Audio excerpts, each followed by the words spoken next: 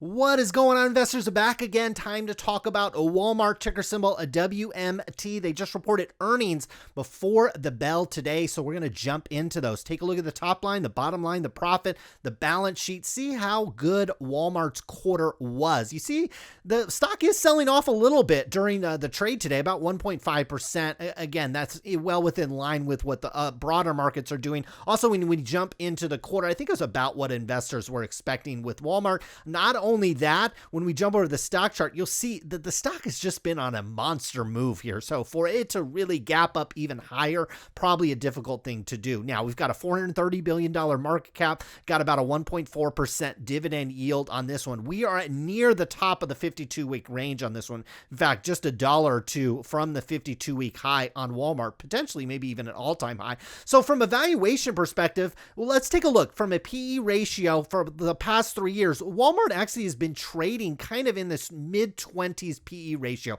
So investors have become comfortable trading Walmart in this range. Now, a different way to look at it is from price to sales. And so you see here that investors have actually been bidding up Walmart's price to sales over the last, this is actually a 5-year chart. We're at a 5-year high in terms of price to sales. So you're, as an investor in Walmart, you're paying more for the sales that they're generating, but the earnings have actually been kind of flat. So this is two different ways to kind of look at it. Now, from a financial perspective, let's jump into it. We've got Walmart here, 3 months ended here, 19 over 20. And then we've got the 9 months here, 19 over 20 as well. And they've got percent change in here, which is really nice. So we've got our revenues here. We've got net sales. We went up 5.3% in the most recent quarter. That is, good for any business, but especially a business of this size. This is $133 billion with a B in terms of sales. That compares, again, 5.3% above the previous period. For 9 months, we're actually up 6.6%. If you recall, Q2 and Q1 were big quarters for Walmart, particularly Q2, because people were stocking up on product. And Walmart was one of the only games in town that were open. And so Walmart, you could go to a Walmart and there were lines out the door, people trying to get in. And so that's calmed down a little bit, at least where I'm at.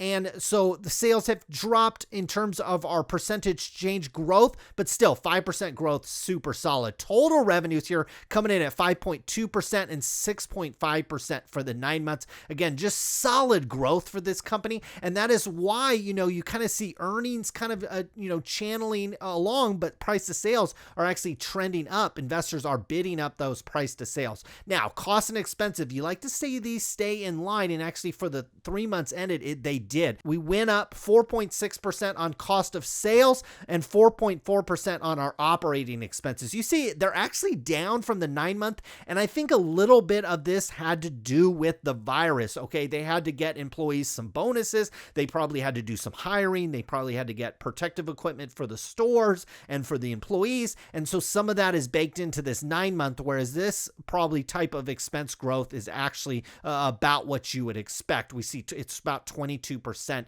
here, growth here in terms of our operating income. So that is super solid growth. Take a look, operating income, 22% for the 9 month. It was 11%. So, quite a big difference there. If Walmart is able to replicate this in the fourth quarter, see this type of operating income growth in the fourth quarter, boy, they're going to have a great quarter. And I can imagine the fourth quarter is probably going to be good for Walmart, like most retailers, but particularly Walmart, which has a mix of in-store and online as well. Now, they've got some other stuff going on. They got some debts. They've got some lease obligation. They've got some interest and stuff like that. So we can come all the way down to net income down here. And it's up 56%. Went from 3.2 billion up to 5 billion in the quarter. And we see here for the 9 months, it's up 45%, went from 10 billion up to 15 billion. So just absolutely solid. You see here diluted earnings per share about $1.80. When we take a look here, they're paying $2.16 in dividend.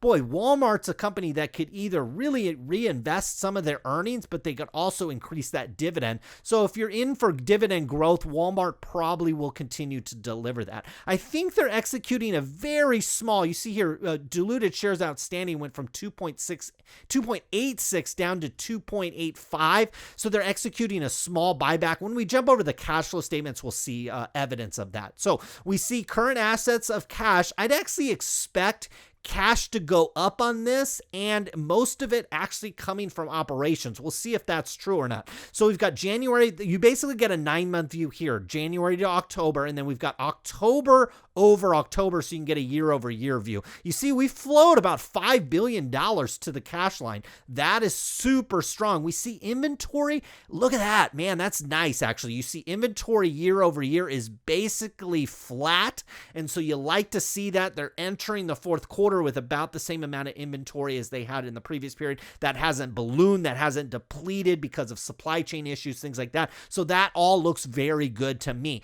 Now, total assets have ticked up nicely. We went from 240 up to 250. It's even favorable to the previous period as well, or the beginning of the year. Now, let's take a look at debt here. Let's see. I know they've got some long-term debt due within a year. That's actually down just slightly from the beginning of the year. So they've been paying that back. And then we've got long-term debt down here. It went from 45 down to, call it, about 41, and it is 44 at the beginning of the year. So they're paying back debt and they're increasing their cash. That means they are flowing that profit to the top of the line, because when we get down here, here's our cash flow statements. We see here we had $22.8 billion, $22.9 billion worth of cash flows into this company, and it's just rock solid. You love to see these cash flows. They were about 15 in the previous period, so that's super, super solid. We see our investing activities basically flat. They're keeping everything in line there. Now, here's our financing activities. So we see here that they've repayments of long-term debt that accelerated. So we paid back 1.9 in the previous period, now 4.1. We paid 4.582 in dividends. That's basically identical to the previous period.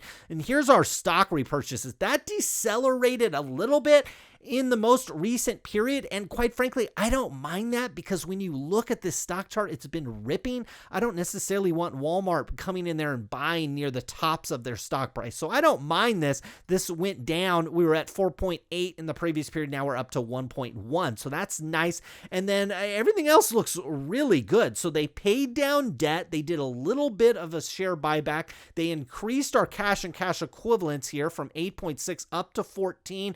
Man, this is just a solidly run company. I think that goes without saying. I'm on a monthly chart here. I'm showing you that just Walmart's just been in this upward channel, and it reminds me a little bit of Costco and maybe some of these other stocks that have just been on a nice run. If you want to step in here, you got a long-term view on Walmart. I don't necessarily mind it. Me personally, I'm waiting for some kind of pullback. I bought this one back in March. We had this big kind of downtrend somewhere in March. I think I bought this under $100 per share. So I'm really excited about that purchase. Now, unfortunately, it means I probably will have to average up, and that's something we might want to talk about here on the channel at some point. Okay, I want to buy more shares of Walmart. The problem is I'm going to have to pay a higher price, because I doubt we're going to come back down in here to this $100 level unless you just get some massive downswings into the market. And in that case, there's probably going to be tons of other buying opportunities. But at the bottom end of this channel where we're seeing here, I mean, we're way over this 50-day moving average. I'd love to see the stock pull back down into the 130s at some point. That to me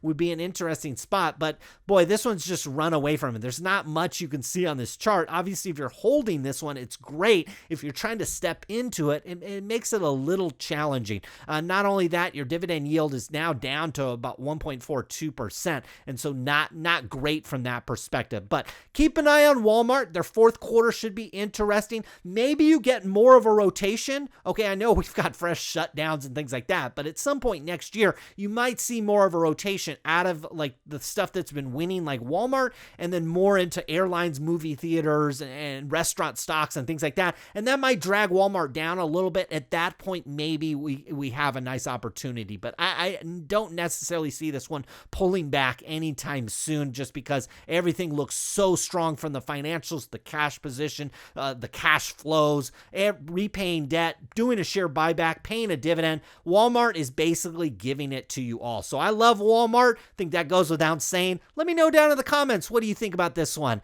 Hopefully you guys are doing well out there. We'll be back again soon. Good luck with your investments.